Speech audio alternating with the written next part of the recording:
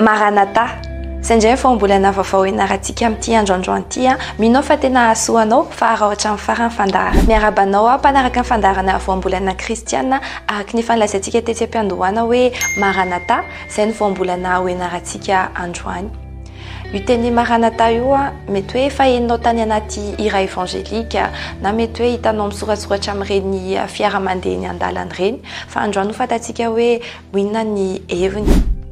De zay voambolana hoe Maranatha zay tenin'Andriamanitra nosoratany apôstôly Paul hitantsika any amin'ny epistily ho an'ny Korintiana ao amin'ny Korintiana voalohany toko faha 12 misy an'izay hoe ara misy tsy tiany tompo de aoka ho voahozony izy Maranatha. Eo ny ahitantsika an'le voambolana hoe Maranatha. Io voambolana io moa de teny arameana fa rehefa traduisena amin'ny baibolina hoe nadika de tsy nadika tamin'ny teny hafa izy fa nitazomina tamin'izay dika teny arameana izay ihany.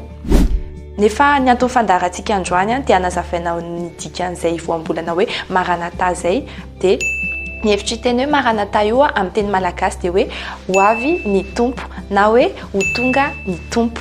Fa amin'ny teny frantsay kosa ny dikany de hoe notre Seigneur vient. Notre Seigneur vient.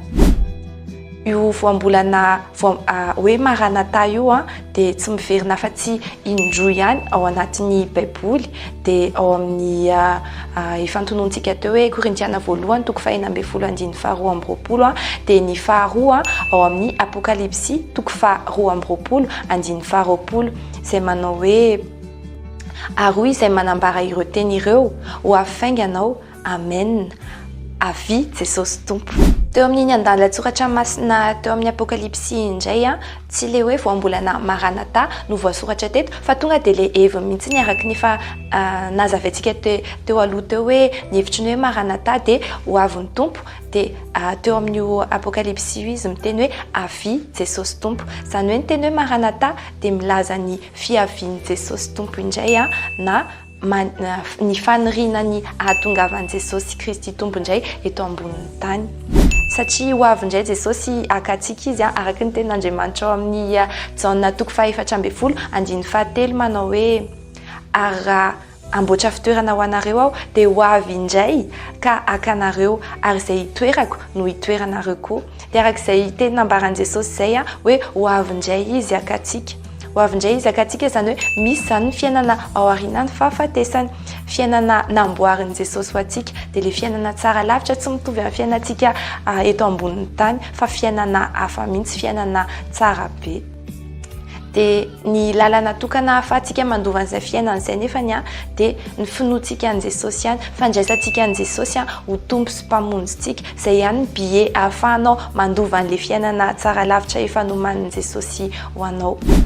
De miomany ianao fa efa ho avy Jesosy araka ny voambolana ianarantsika androany hoe Maranatha ho avy ny tompo. Ety am-pamaranana averiko indray ny dikan'le hoe Maranatha ho avy Jesosy Kristy tompo. De miomany ianao fa ho avy Jesosy alevy ny billet anao de ny finoanan'i Jesosy izay ihany lalana tokana ahafahantsika maka an'izay mandova an'izay fiainana efa nomanin'i Jesosy izay. Ho avy Jesosy Maranatha. Saotra anao nanaraka ny fandaharana hatramin'ny farany tahiny Jesosy.